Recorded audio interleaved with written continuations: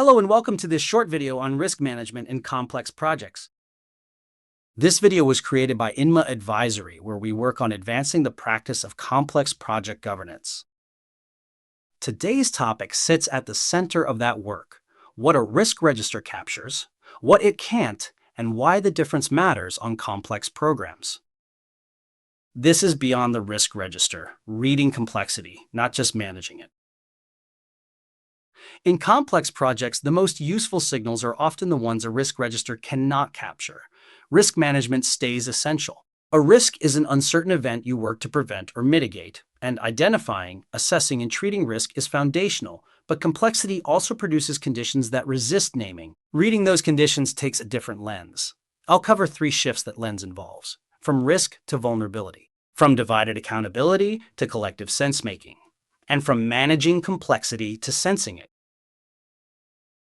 A complex project is not a machine with clean, separable parts. It's a human activity system. Suppliers, competitors, government, customers, subcontractors, all interdependent. That distinction matters. Dependence is linear. One part relies on another, and you can trace the line. Interdependence is mutual, often circular, and it produces behavior that no single part explains on its own.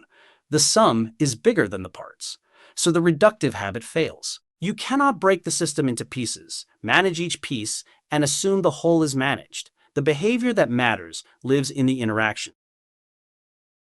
Risk, as conventionally practiced, is allocatable. You name a threat, assign an owner, attach a treatment, record it. That property is why risk management fits so cleanly into process and compliance. It's also why, under pressure, process can quietly override leadership and decision-making.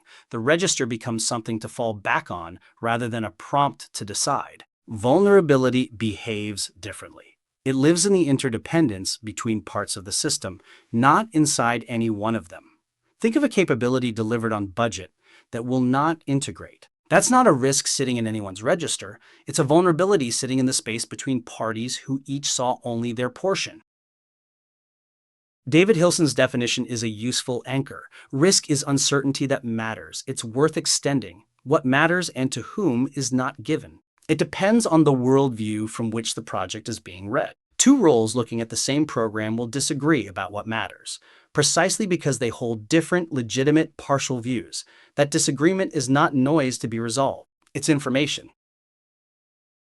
Conventional governance seeks clear roles and explicit decision rights. In stable conditions, that clarity works.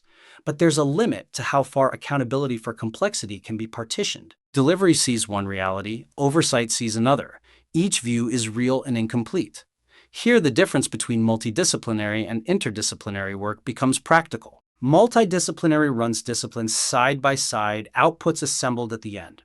Interdisciplinary integrates them so insight forms in the overlap. Complex governance needs the second. So accountability doesn't dissolve into vagueness. It concentrates. It moves from boxes on a responsibility chart to the quality of the forum where worldviews actually meet. The instinct in the face of complexity is to reach for more control, more reporting, tighter process, faster closure of open questions. In a complex adaptive system, that instinct often removes the signals leadership most needs. Persistent tensions between legitimate priorities, control versus flexibility, speed versus assurance, sovereignty versus interoperability are not governance failures to engineer away. They are emergent properties, and they carry diagnostic information about how complexity is shifting. Collapse attention too early by picking a side, and you lose the early warning it was providing. A newer pressure sharpens all of this. As AI systems begin to generate governance signals faster than human forums can process them, the binding constraint shifts. It's no longer detection. Organizations increasingly have more signals than they can act on. The constraint becomes the capacity to make sense of and decide on what they're already receiving.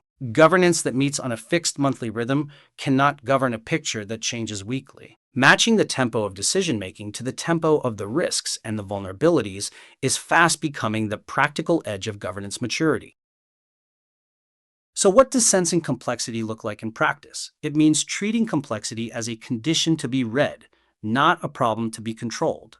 Establish the project's complexity profile early. Watch persistent tensions as leading indicators. Set system boundaries deliberately, because boundaries determine the scope of your concern. Draw them too tightly around a single role and the signal falls outside the frame. And build resilience into how the project is governed, rather than bolting it on as a contingency line item. Resilience here is the capacity to adapt as conditions change.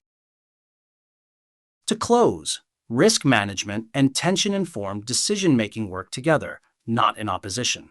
Keep the register and keep it well. Then build the forum where partial worldviews meet and treat the tensions you find there as signal rather than noise.